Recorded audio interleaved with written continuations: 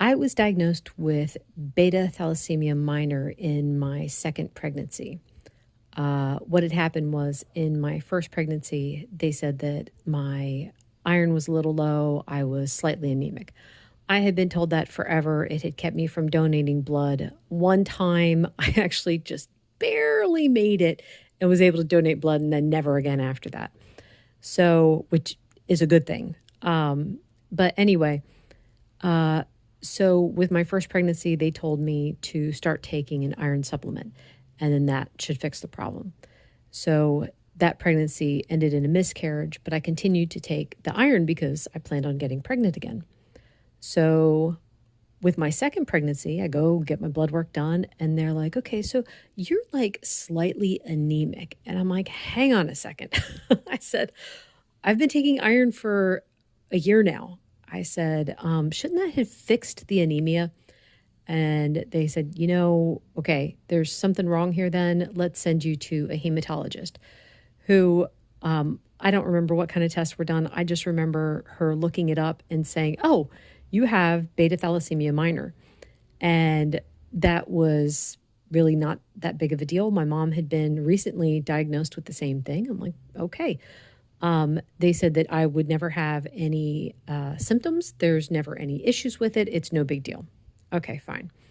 So the thing is, though, over the years, I started doing research, and it always made me laugh because the number one complaint for people with thalassemia is being tired. Every thalassemia patient out there pretty much is like, I'm just tired. I cannot get enough sleep. 8 hours is never enough. And often they would feel the need to nap. And I'm like, well, that makes sense to me because I would feel like I was still tired after 9 to 10 hours of sleep.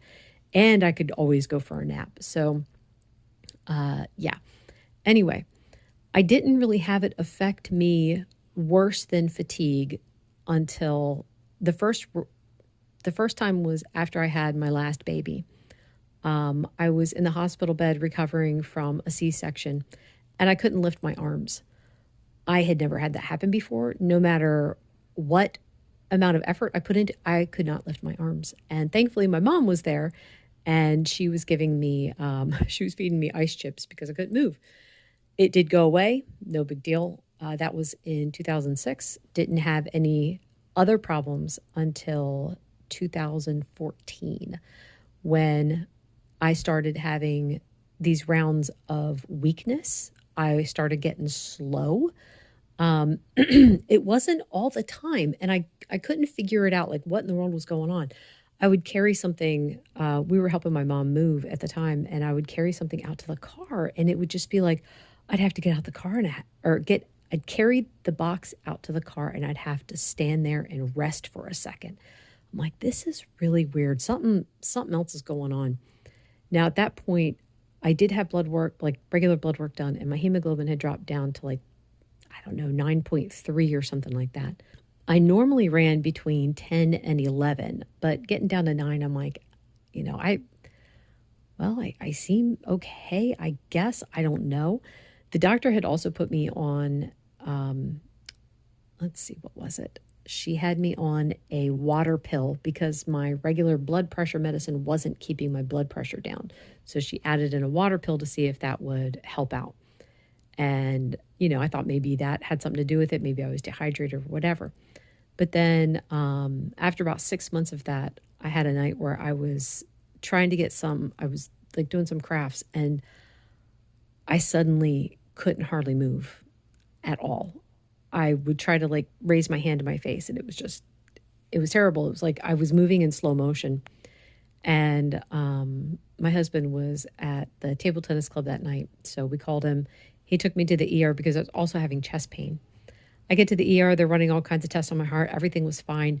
And then finally the nurse comes in, or not the nurse, the ER doctor comes in, and she's like, why are we testing your heart when you have thalassemia? This is related to the thalassemia. I'm like, oh, okay. She's like, we need to get you a blood transfusion. So it was, the thing that I've learned since then is people can have like a hemoglobin of 9 and be fine. It was the symptoms that were going along with it, the chest pain and the lack of mobility those things combined together was, along with the low hemoglobin, was telling her that the thalassemia was causing a problem. So I got the blood transfusion. I actually started feeling better that night. Into the next day, I was feeling better. They sent me home, and I was told to follow up with a hematologist, which after that, my numbers were always stable. But that began 5 years of having the weakness come every time my cycle was coming. So it could strike before my cycle, during my cycle, or after my cycle. Like it was always clustered there. And then I'd have like, a few weeks where I was fine. So, and the weakness, I never knew how bad it was going to be. It could be one day of just being slow or 3 days stuck in bed. It was just, I never knew how bad it was going to be.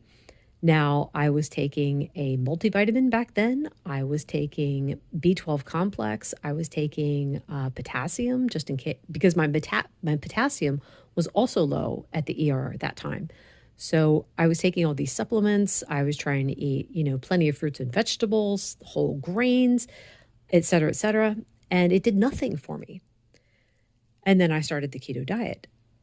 And the weakness disappeared for a year and a half. And I was like, this is amazing. Oh my goodness, it's gone for good. Well, that wasn't the end of it. It did start up again. And since it had started back up again, it's been, I'll go for a while and I'll be fine. And then I'll go for a few months and I'll have it back. And again, the good news is that I'm never stuck in bed anymore. I'm very, very thankful for that. I might be a little bit slower. I might have to rest. Like I'll run up the stairs and grab laundry and I have to stop and rest for a couple minutes, and then I'm a little bit slow after that, and then my body recovers. But anyway, what's interesting is earlier this year, well, actually, it was started around like November of last year, where every single cycle was bringing it on again. And again, the varying levels of slowness and weakness, but it went on for about 6 months. And then I started taking my multivitamin again, and it went away for like another 6 months. So currently, where I'm at right now, I'm cycling through it. Sometimes I'll get a little bit of it. And because my mom is sick, I'm trying to be careful that I'm in like kind of like conserve energy mode. So I'll see if I can do my exercises. If I can do them, I will do my exercises. If I feel like my muscles are not working right, then I won't do my exercises and I conserve my energy so that I can help my mom. So it's a very odd kind of thing. It's like diet definitely made a difference because like I said, I was taking the vitamins, I was eating the fruits and vegetables in the past. It did nothing for me. What helped was boosting up, and I do actually feel better having more red meat. So I try to stick with mostly red meat. Occasionally I'll have seafood or some chicken or pork, but I feel best eating the red meat and eggs too.